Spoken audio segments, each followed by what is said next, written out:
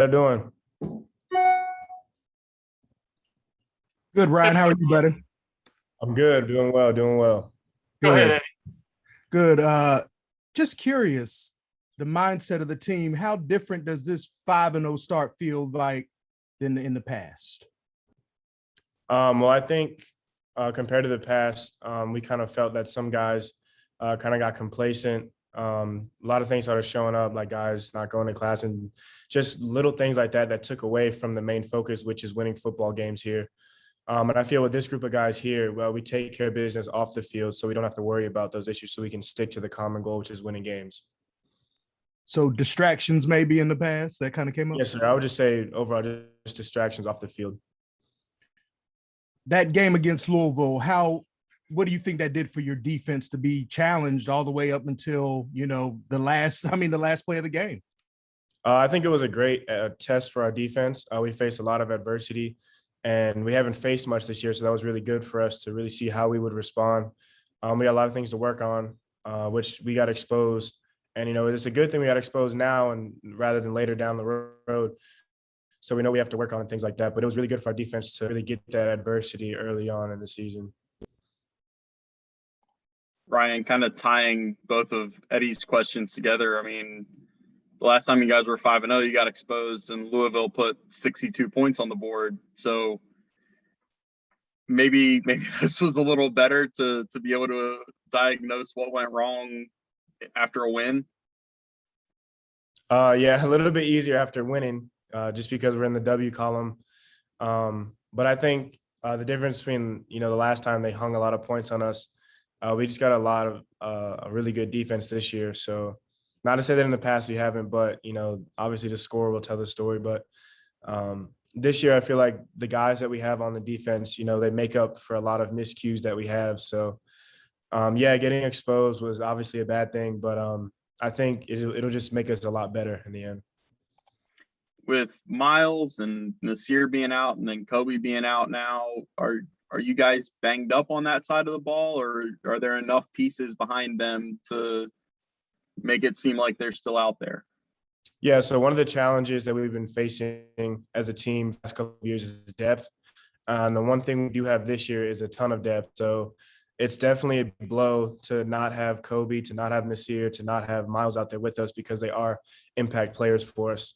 But the good thing is the guys that are behind them, they also make plays. Kevin Pointer, Malik, Nick Anderson, Zion Keith, JJ Roberts, they come in, they're ready, they make plays. JJ Roberts had a huge third down stop.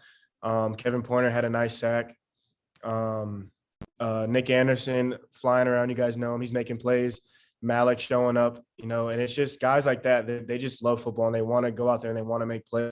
And I think that's just been the issue we've had in the past is just younger guys coming in and not being ready. But that's not the issue this year.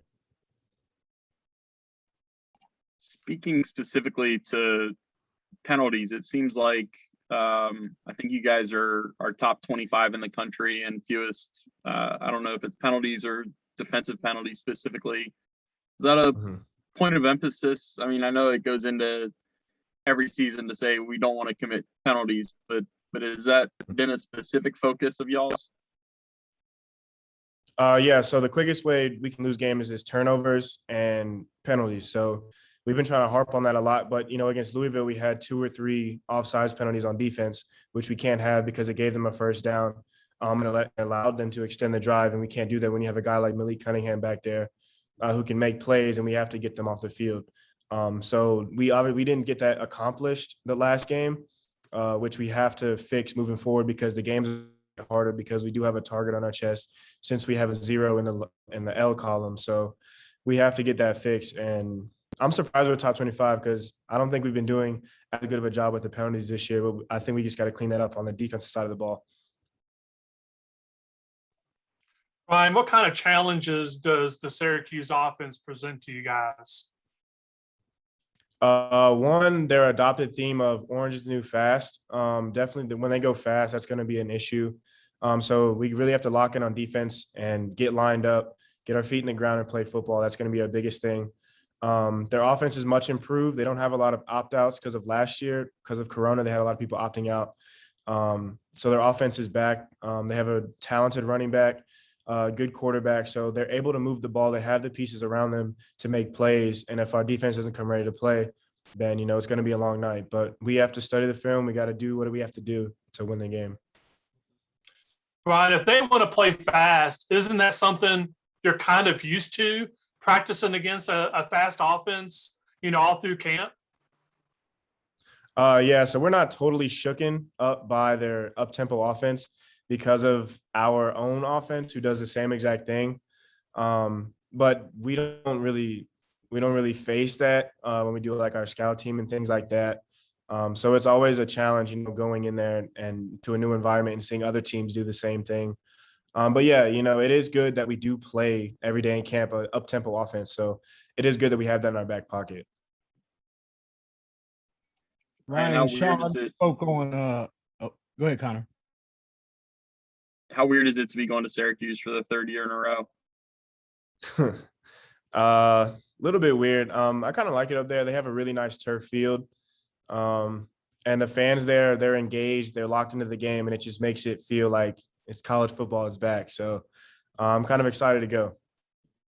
For a Florida guy, do you like the fact that this game gets earlier and earlier? The 2 years ago, you guys were up there in, I think, Thanksgiving week, and last year it was like late October. Now it's early October. You won't be dealing with any snow up there. Yeah, the good thing about it is I'm not too fond of the cold, but if we got to play in it, we got to make it do what it do. But the good thing is they play inside, so the Carrier Dome should be nice and warm for us. That was kind of my question, right? Sean spoke on how loud it gets in there, but I hear they turn that temperature up inside the Carrier Dome too. Is that something you're used to now? I mean, of course, 3 years in a row, but what is that like for you playing in the dome with that heat like that? Yeah, so I found myself really sweaty during more just even in warm-ups.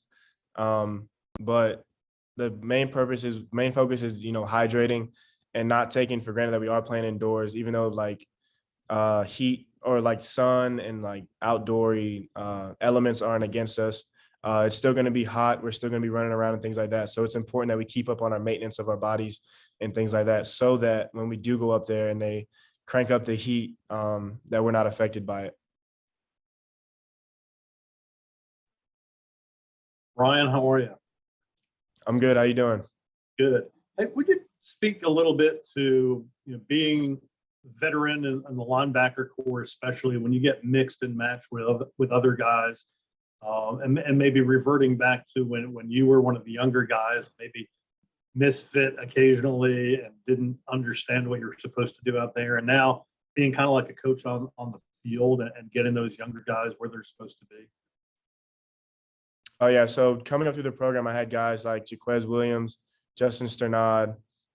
Just kind of whenever I did mess up, it was never like you're good, no, you have to play. We got to go on the film. We got to get that thing corrected so we don't mess that thing up again. And now fast forward 3.5, 4 years. Now I'm the guy telling Zach Ranson, telling Jalen Hudson, telling Chaz Jones, even still, when they do mess up, it's okay in the time being because we gotta have a short memory and keep it going to get practice through.